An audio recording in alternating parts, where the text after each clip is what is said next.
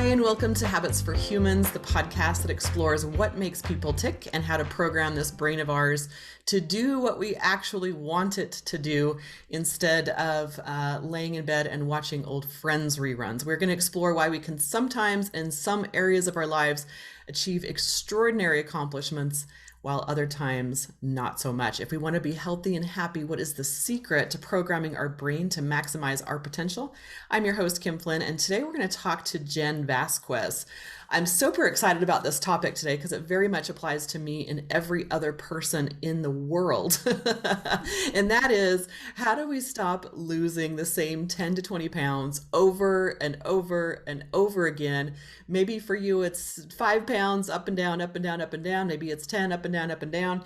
How do we get out of that cycle and actually create long-term healthy habits? So anything that's sustainable, that's not diet related, I am so interested in. How do we really very gradually drop that weight if it's a goal of ours, if we actually are in fact overweight and not just trying to fit into society's standards of must be thin at all costs, and how to actually have that healthy lifestyle instead of dieting.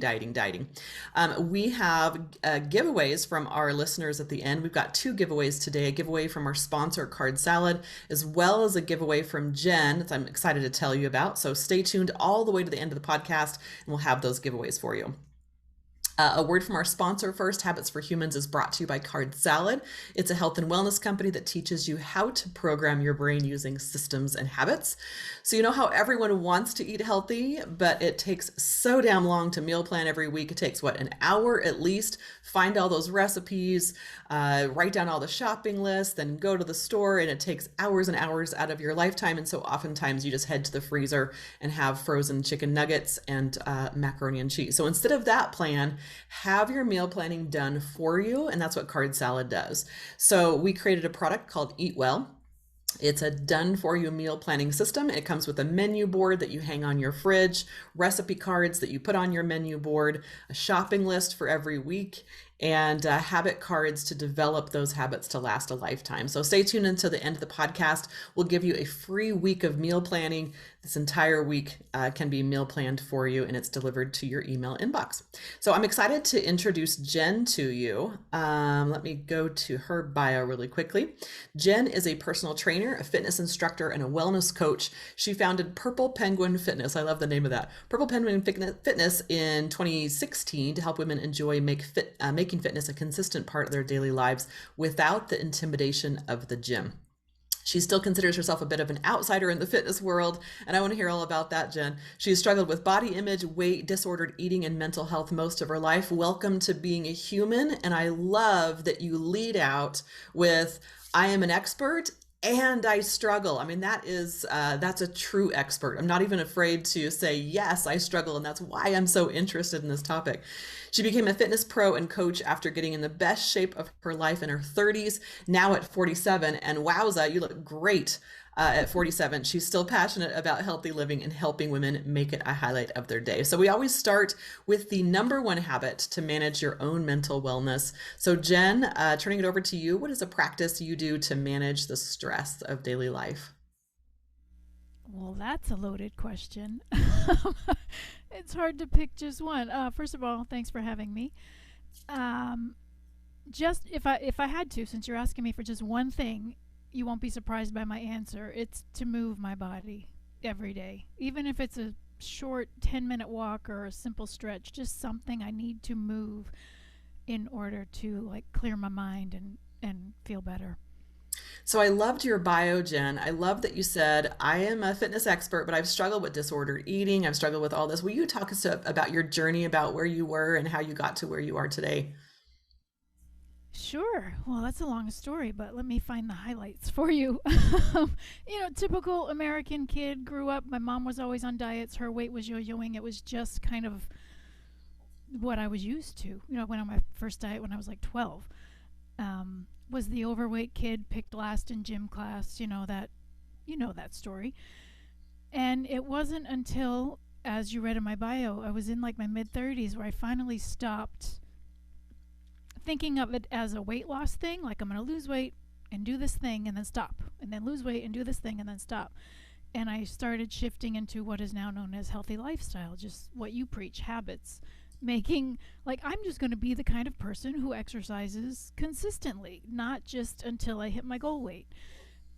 So it really was a big mindset shift for me, which brought me to where I am now. And I became so passionate about it. I couldn't believe that I was the kind of person that could get in shape. Like, I didn't think that was a thing.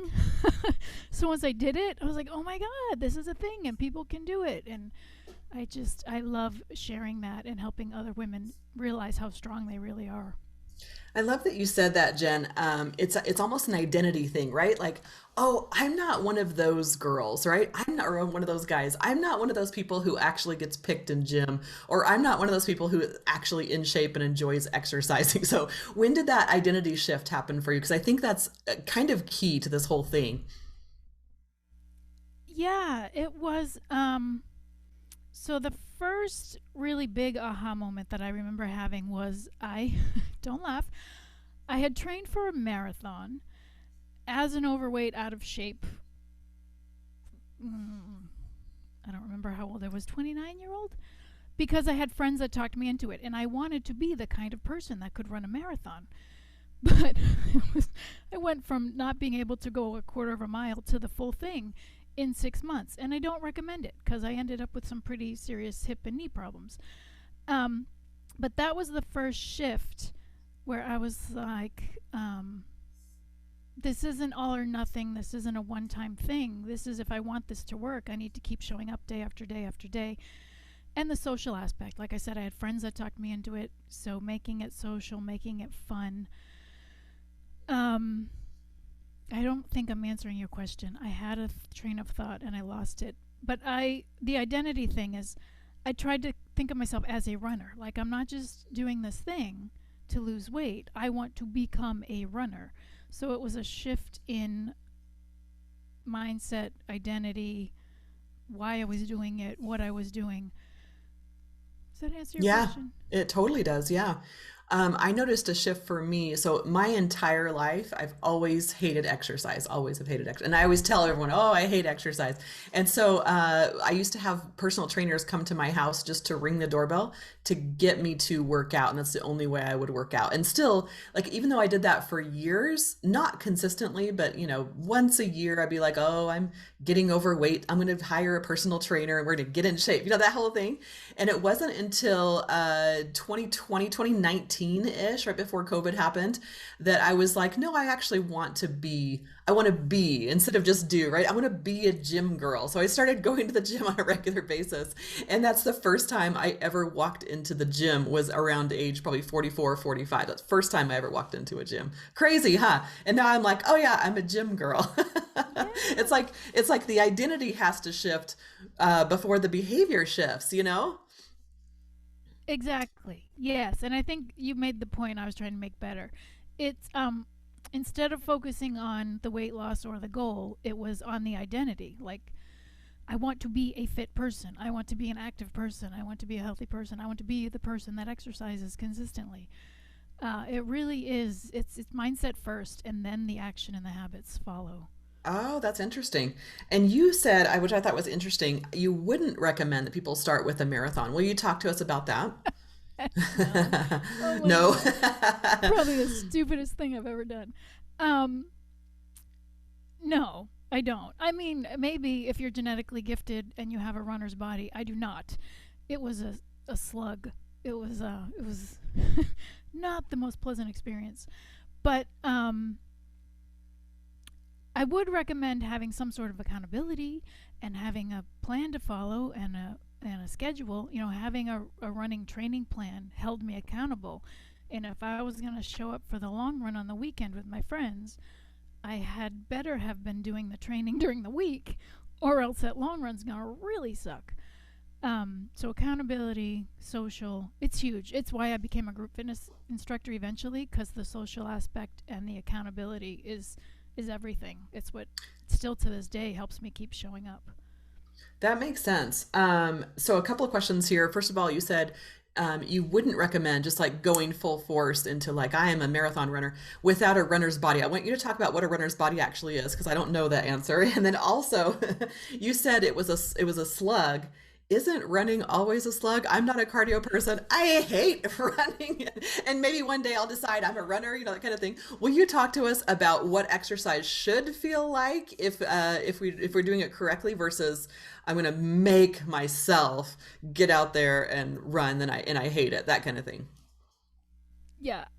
Well, the short answer is running is always a slug. And side note, I haven't run in like 4 years. I gave that up. It's not for me.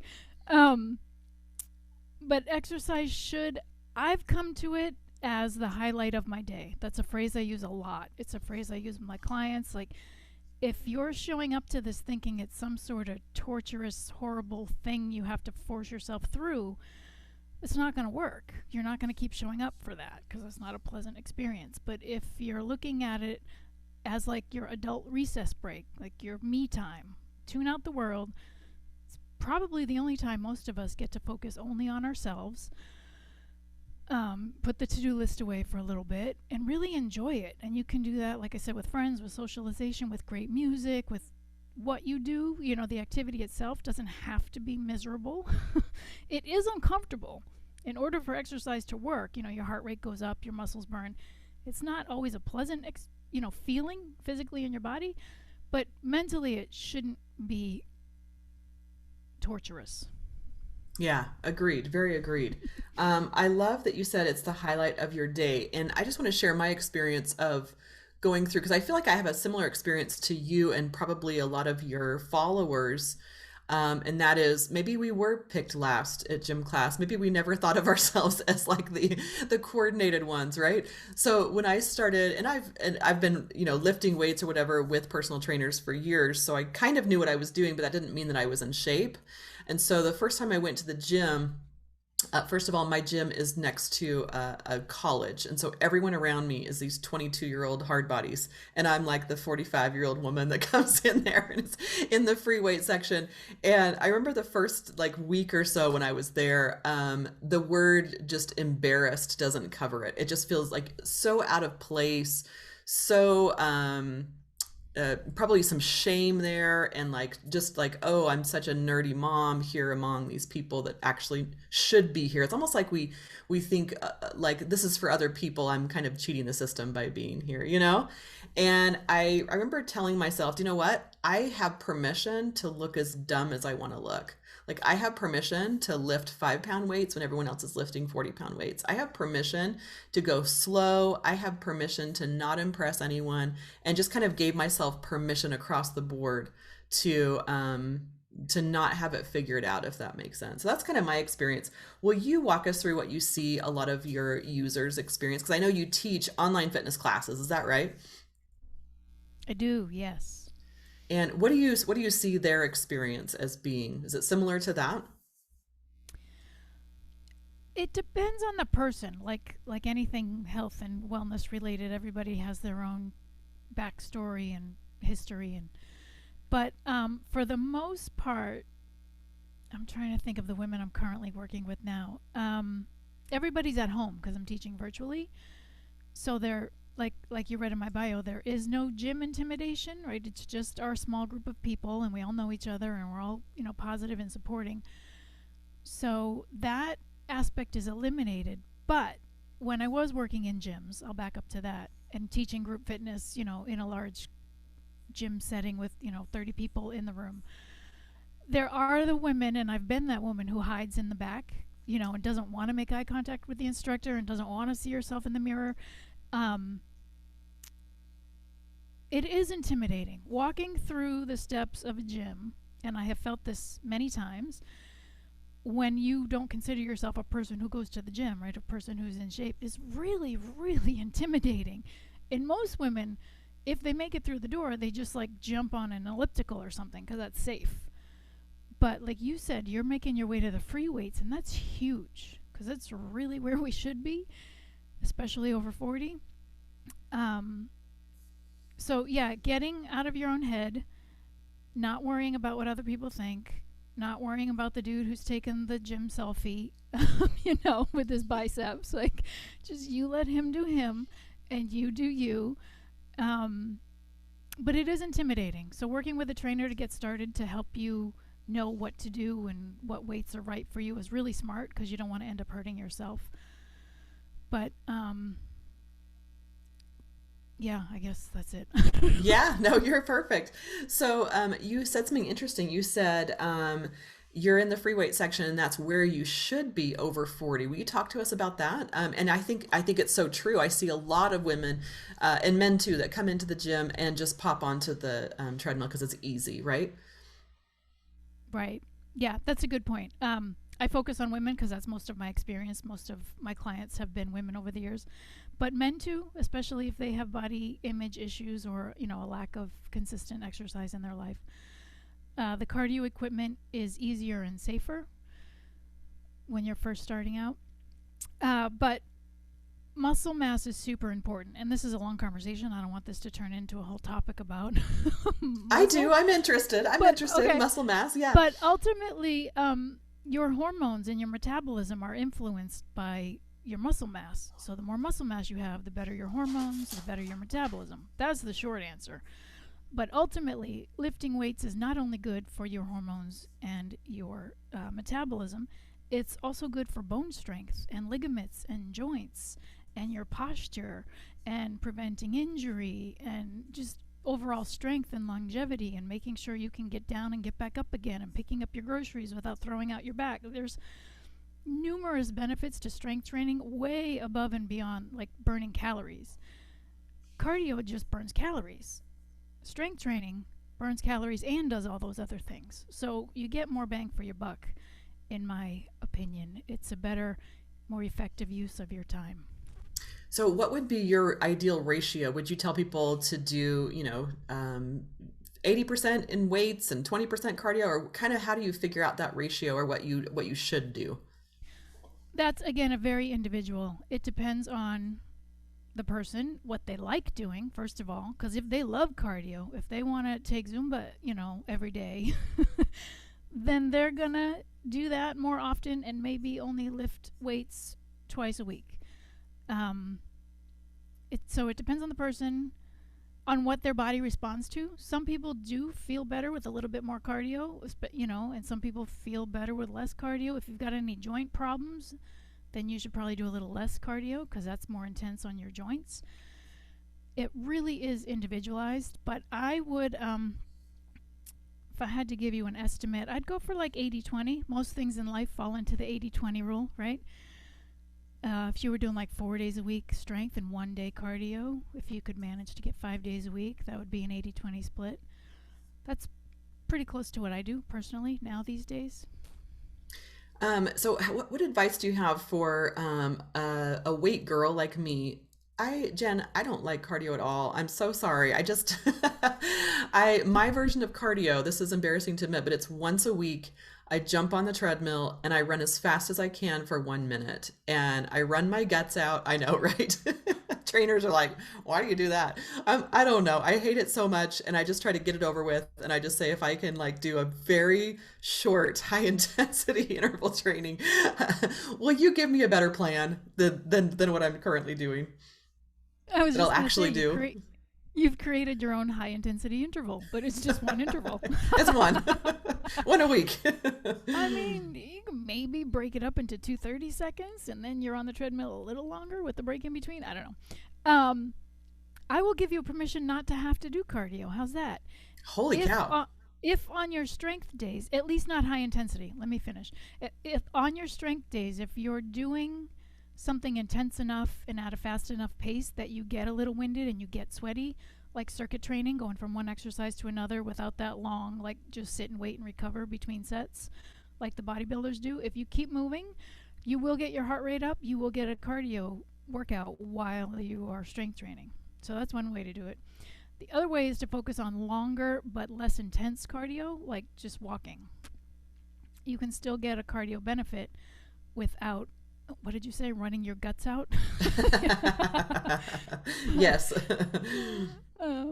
And there are benefits to high intensity and there are benefits to like pushing really hard but I think honestly that stuff works better when you're younger.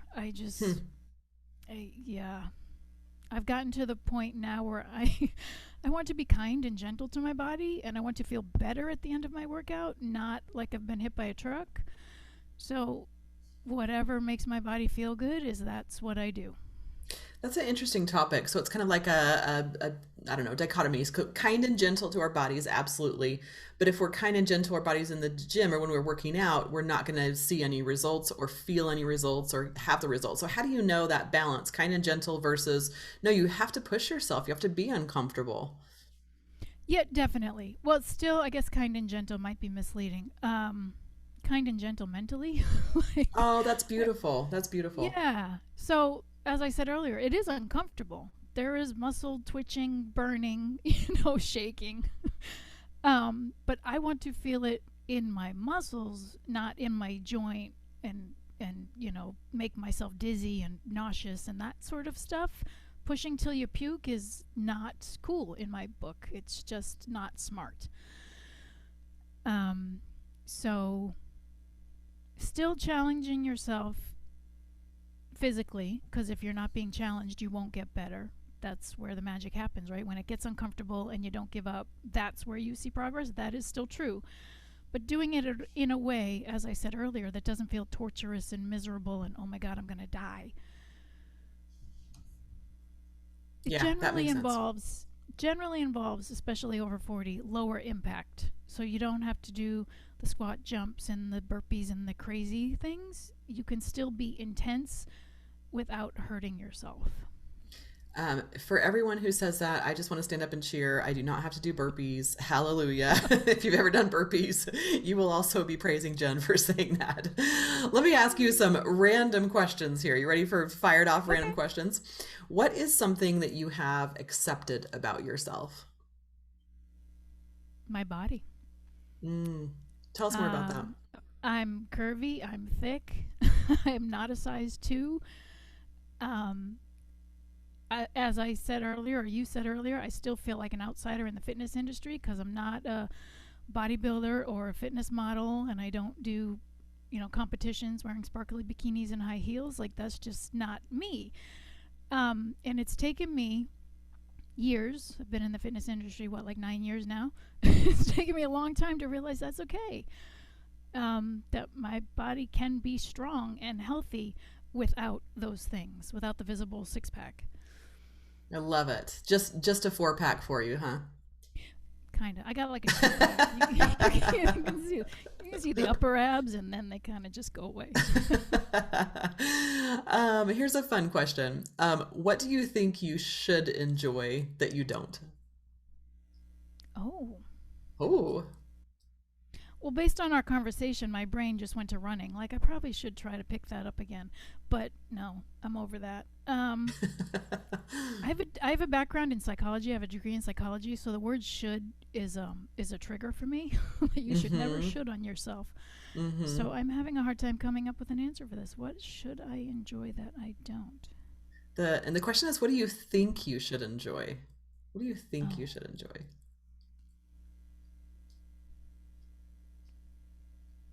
huh. I got nothing.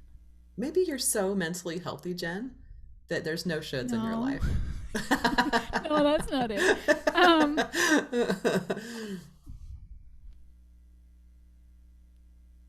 hmm. We There's can move on. something. We can move As on. soon as we yeah, as soon as we finish this conversation, I'll think of something. All right. What if you could have one message to tell the world? What would it be? I'm asking you hard ones here. You are. You are. One message that your body deserves love and respect, and it's working hard to keep you alive, so you should take care of it. That's really beautiful. I'm actually going to write that down. Will you say that one more time for me again? How did I word that? Your body deserves love and respect. It's working hard to keep you alive, so take care of it. I love that. It's working hard to keep you alive.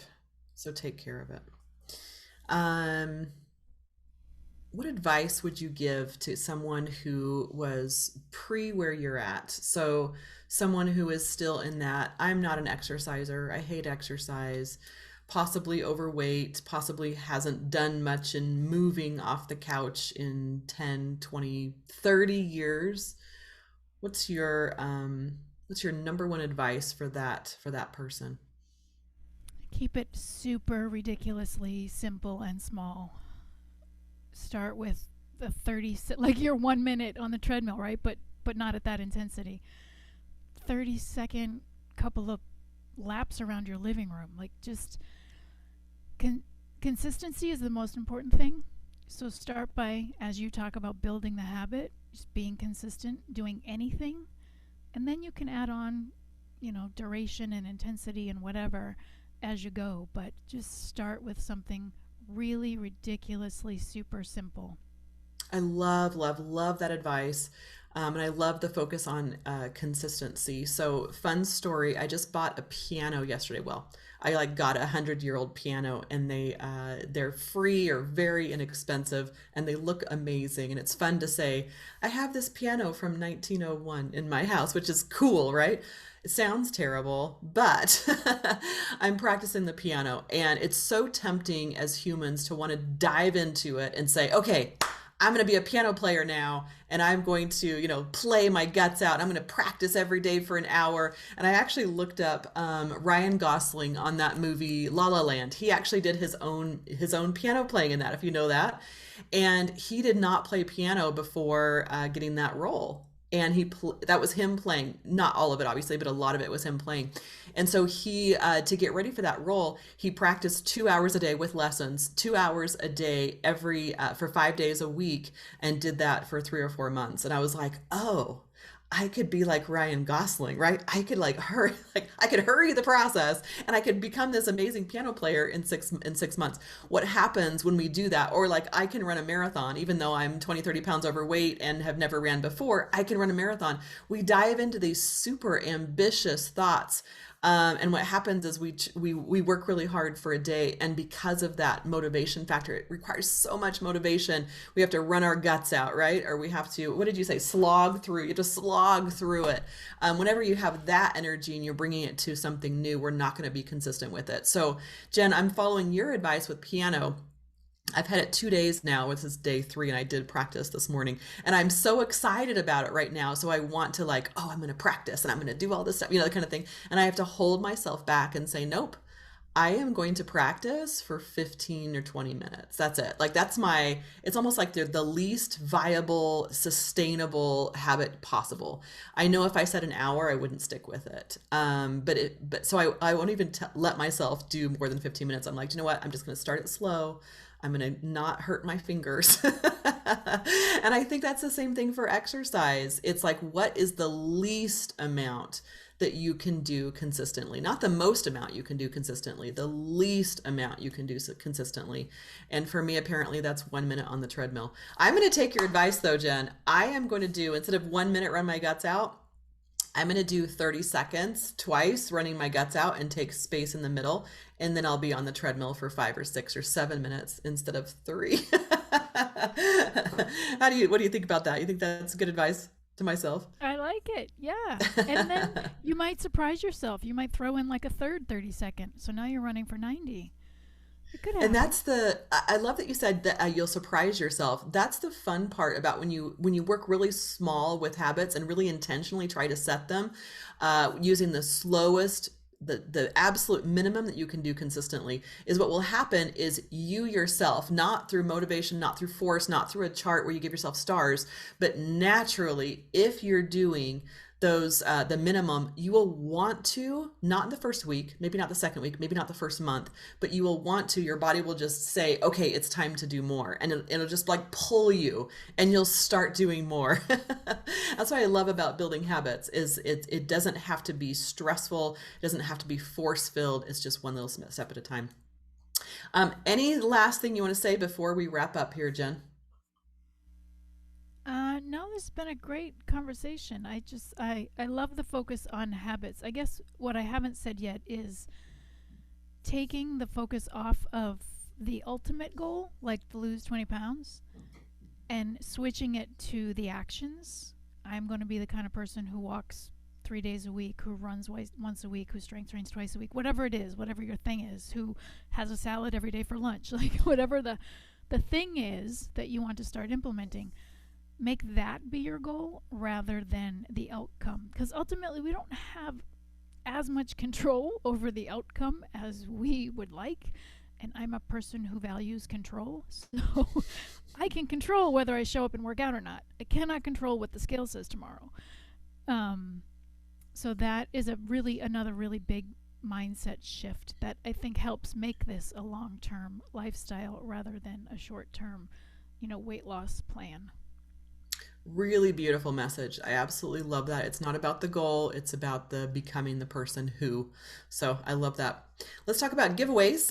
We have 2 giveaways. The giveaway from our sponsor, Card Salad. Go to habitsforhumans.com and you'll sign up for a free 7-day Eat Real Foods challenge. You can do a search for Jenn and you'll find her podcast recording on there. If you're not there already, if you're listening on a podcasting site, go to habitsforhumans.com. And you can sign up for the free 7-day Eat Real Foods challenge, which is 7 days of recipes, a done-for-you shopping list. Your meal planning is done for you this week. You're welcome.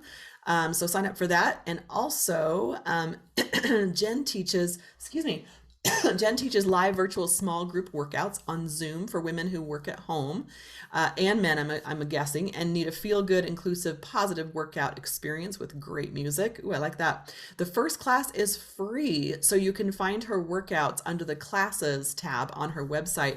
All of her information is in the show notes. So if you go to habitsforhumans.com or the show notes on any of the podcasting platforms and find the coupon code, which is trial class, all caps, no spaces, and you can get a free mini coaching session on the homepage. Anything else to say about that, Jenn?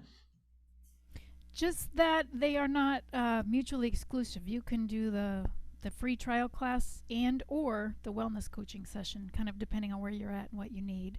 Ooh. And all the information is on the website.